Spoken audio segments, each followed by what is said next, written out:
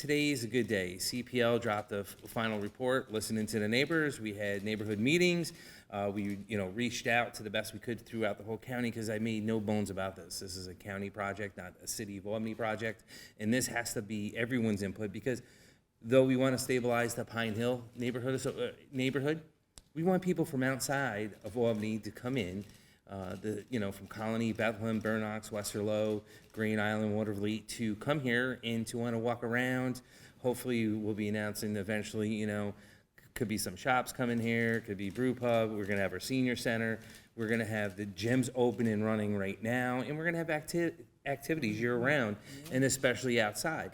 But I especially want to thank the partnership with the Albany County Legislature, our chairwoman Joanne Cunningham, and I especially want to thank Wanda Willingham behind me to my left, who's the deputy chair of the legislature, for them believing in this, and the legislators that voted for this.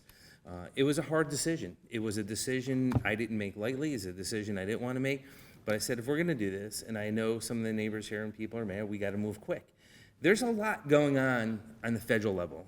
I knew, and I said this to the board, I made no bones about it. I said it to the neighbors when I personally walked around this neighborhood so I could hear people that don't show up at meetings. Made myself accessible as best of my ability. Myself and the chairwoman did, and Wanda Willingham and other legislators that came here. And I told everyone from the beginning, in order to make this work, there are 7 people I'm working with to transform this property. That's before we got CPL on board and everyone else. I wanted to wait for the report to drop today till we started announcing it. And I knew when we went through bankruptcy, we had to make a number work. And I knew I wanted to do 31 million. Let's just say some of the people got a little eager, and I had to go down in bankruptcy myself. We kept it at $35 million. I knew that equation we could figure out. If I paid 55 million or the 80 million that the property's worth, it wouldn't work. It's just too expensive. The colleges are hard to turn because they're built to be a college. They're not built to be a community. Dorms, there's dorms that I think CPL announced in here that have to be torn down because it can't be used for anything else. Everyone that looked at the library, one of the reasons why I inquired about the library is because it can't be used for anything else. So I said, what better when I walked through it? Senior center, because we haven't had one in the city of Albany since 2011. So the first mayor, when I first started, shut the senior center down. Second mayor never reopened it up. You go anywhere else in the community in Albany County, they have a senior center.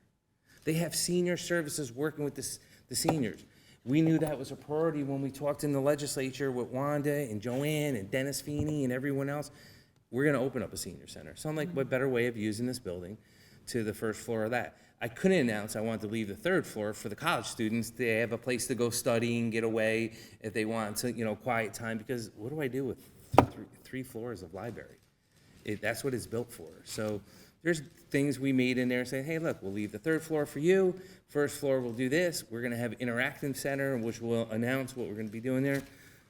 But Albany was the first domino to fall. And we got a few more. But today I'm announcing that Henry Johnson Charter School is looking to purchase the science building for $6.7 million to move their charter school here. It would be at the beginning of 2027, or I think the fall of 2026, somewhere in that time frame. So it would be going from 26 to 27. And what's that mean? So if you look at the science building, and here's the picture in the report, it's a difficult building. That's where they had the DNA labs. That's where they've had the labs, the science labs, the classrooms. So it's really 2 buildings. It's going to, it's roughly 85,000 for the one half. The science building's 30,000 square feet. So think about the square feet. So they'll have lecture halls, classrooms, administration. But what else does that mean? The purpose or reason why I need the gym for a variety of reasons for the Brick grant and the SWIMS grant that I put in for, and the legislature is aware of that and they supported it. They need to have a gym. So the school will use the gym during the day. For the recess, and they also need a cafeteria. So the cafeteria that's intact in the gym right now that was formerly for the College of St. Rose will be for the high school kids. So it will be a working partnership, so they'll get access to the gym, to the cafeteria, to the campus. It's a win-win situation. And what's that mean to the taxpayer? So let's do the math. And to me, everything's a math equation. We are offering 6. And I know people said fair value. Okay, we're paying the $40 million bond. We're put up $3 million for maintenance this year alone, which is gonna be $5 million.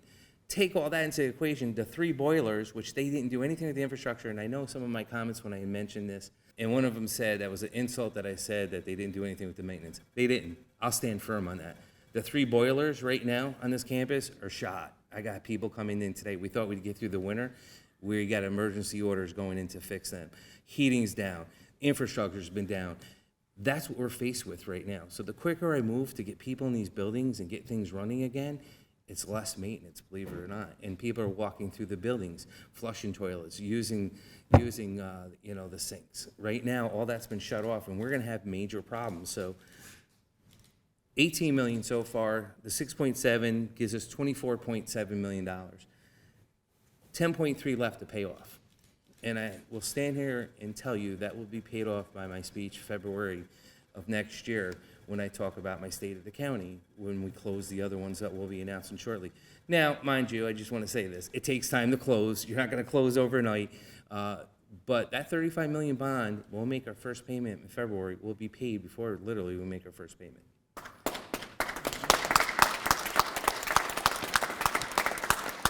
And what's that mean to the taxpayers? It means less money going here, more opportunity to do different things once we stabilize and control our expenses. And again, it's to me, it's a math equation, right? Moving the sheriff's office up here was smart. One, it stabilized with law enforcement. People loved it. Keeping the security intact was another hard decision, but it made sense to preserve the buildings, have people walking around, and let people be safe when they walk around. And you're gonna see more of that as we go into the future. But getting that space in OCA, in our family court, or our Supreme Court building, brings more rent in, and now that rent will go to pay off what we've been paying here. Now, it's not gonna pay all of it, but it's just gonna take a nice chunk out of it. And as we sell buildings and get them off our insurance and maintenance, it's gonna be less and less a run to the point where it's self-sufficient. That's what we're hoping for. So today's announcement is great. I know the charter school, that's probably why they're still in session. They're letting them know today they want their 90-day option to go through it. And they're not the only one. So I do want to say, I have my team here because it takes a partnership. This ain't about me. It's about my staff behind you to your left. It's about the people that work in my office that are keeping their heads down, doing extraordinary stuff. It's about the partnerships in the legislature. It's not just me doing all this. It's working in a partnership, working with Kevin O'Connell from the Alliance, working with Nick Mazda from the board, the Pine Hills board, and the members on that Pine Hills board who dedicated their time and energy. They're not getting paid, you know. The neighbors are driving them crazy. I'm driving them crazy. I feel bad. I think Mike might have said they're getting fatigue of all of us, right? Maybe a little bit of fatigue, but it's the urgency, and we're trying to be careful. And I know not everyone's going to be happy. And I said we shouldn't call it the College of St. Rose anymore. It should just be the St. Rose campus. Because that's what it's going to be. It's going to be a mixed use, and when this will make sense to everyone with the next 2 announcements I make, what the theme of going forward for this place will be. But it will be a mixed use campus. But we're hoping what we're doing here can work elsewhere, and the belief that the Senate and Assembly put into this with the governor says a lot. They have stood behind this. They're watching this closely, and hopefully we have a blueprint for other colleges across the state to utilize, because again, state can't bail every school out that closes. You know, it can't. But here's a way in a partnership, working with local government, working with everyone within that county, you can find a solution. So, thank you.